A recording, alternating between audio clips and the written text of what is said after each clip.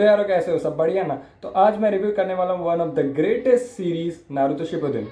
अब इस शो की स्टोरी की बात करें तो देखो, मैंने अपने पुराने वीडियो में बता ही दिया था। ये पूरी स्टोरी एक लड़के के ऊपर बेस्ड है जिसका एक ड्रीम है होकागे बनने का, और उसी के ऊपर हम ये पूरी सीरीज देखते हैं कि कैसे कैसे स्टोरी आगे बढ़ती है, कैसे वो कैरेक्टर अपने ओन वे से, मतलब उस कैरेक्टर के हिसाब से हम पूरी वो स्टोरी देखते हैं, और उसी कैरेक्टर के ऊपर पूरी स्टोरी फोकस्ड है। Of course the name as justifies Naruto. तो ये पूरी सीरीज में जो हमारा जो निंजा वर्ल्ड जो हमें बताया नारुतो में जो पहले पार्ट में, उससे थोड़ा एक्सपांड होता है, और इसमें ऐसी ऐसी चीजें बताई है जिसका हमें सस्पेंस था कि भाई ये कैरेक्टर क्या था, भाई इसके बारे में को पूरा जानना। तो जो भी क्वेश्चन जो रह गए थे हमारे नारुतो में, और जो भी कुछ डाउट था, वो सब इस सीरीज में क्लियर हो चुका है। और एक और बात जो हमें ज्यादा जानने मिली कि नारुतो जब बॉर्न नहीं हुआ था उसके पहले बहुत बड़ी हिस्ट्री है नारुतो के बॉर्न होने से पहले।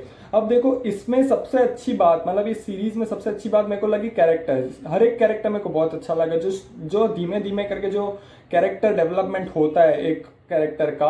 या तो हम फाइट्स की बात कर ले, देखो नारुतो में हमने फाइट्स देखी थी, थोड़ा बच्चों जैसा म्यूजिक था, तो ऐसा कुछ म्यूजिक था नारुतो में। बट इस सीरीज में जो फाइट होता है और जो पीछे जो म्यूजिक चलता है फाइटिंग सीन्स के दौरान, तब उसका स्टैंडर्ड पूरा बढ़ जाता है और वो इंटरेस्ट और बढ़ाता है ये सीरीज को देखने में। Everything according to me, fighting बहुत परफेक्ट बताई है। और इस सीरीज में देखो सबसे अच्छा, मतलब मेरे को क्या लगा, मैं दूसरी बार बोल रहा हूँ ये, मतलब इस सीरीज में I just love the Uchihas. ठीक है, जैसे आप सीरीज देखोगे you will get to the term Uchiha. I just love Uchihas. मतलब मैं ये सोचता हूँ कि भाई अगर उचीहा अभी तक जिंदा होते तो जो हमारी जो शिनोबी वॉर थी, जो ग्रेट निंजा वॉर थी, वो 2 दिन क्या 1 दिन में खत्म हो जाती, बिकॉज दे आर स्ट्रॉन्ग। और इस सीरीज का जब भी हम नाम लेते तो 2-3 आपने नाम बड़े बड़े सुने होंगे, लाइक मादारा उचीहा, इताची उचीहा, और भी बहुत सारे नाम है, ओबितो, काकाशी, ये सारे आपने नाम सुने होंगे क्योंकि नाम ही ऐसा है ना भाई, बहुत भारी वर्ड है, और कैरेक्टर भी ऐसा ही है।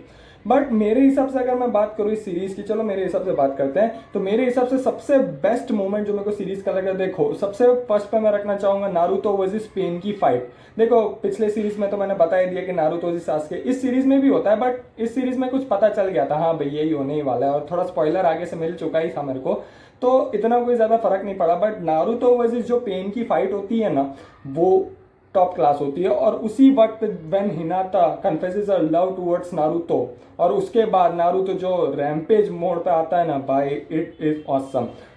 और वो कहते हैं ना भाई कि अच्छी सीरीज और अच्छी मूवी के लिए अच्छा हीरो ही नहीं, सामने तगड़ा विलन भी होना चाहिए, और इस सीरीज में है तगड़े विलन, द अकात्सुकी करके। दे आर जस्ट परफेक्ट, मतलब चांद लगाते हैं सीरीज को, मैं वर्ड्स नहीं मिल रहे मेरे को।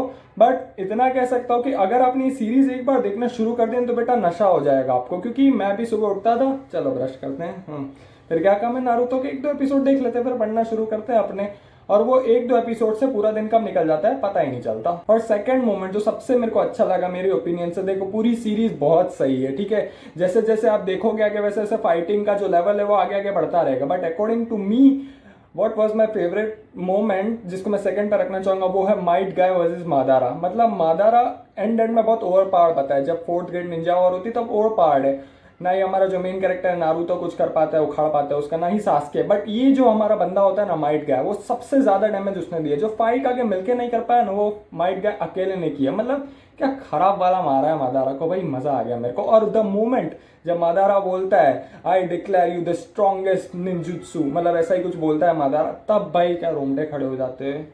It is awesome. और दूसरा, जब सीरीज का इंटरेस्ट जब ज्यादा कब बढ़ता है, जब ग्रेट शिनोबी वॉर जब शुरू होने वाले थे, नहीं तो ग्रेट निंजा वॉर कह लो तब। और द मोमेंट जब हमारा जो मादारा बोलता है ना, मतलब अलग ही वाइब आता है, like I Madara Uchiha declare the 4th great ninja war. No words to say bro, no words. तो इस सीरीज में फाइटिंग के साथ साथ बहुत सारे वैल्यूएबल लाइफ लेसन्स भी हमको सुनने मिले हैं। और जो हमारा जो पर्सपेक्टिव होता है ना, लाइक इस सीरीज को देखने का, लाइक इसमें जो विलन जो हमारे हिसाब से होते हैं, जो जब नारुतो के बचपन में हमने देखा कि भाई ये विलन है, इसको पहले मारो जाके, वो पूरा पर्सपेक्टिव पूरा बदल जाता है इस सीरीज को देख के। क्योंकि उस बंदे जो इताची बंदा है, मैं इताची आई जस्ट लव इताची।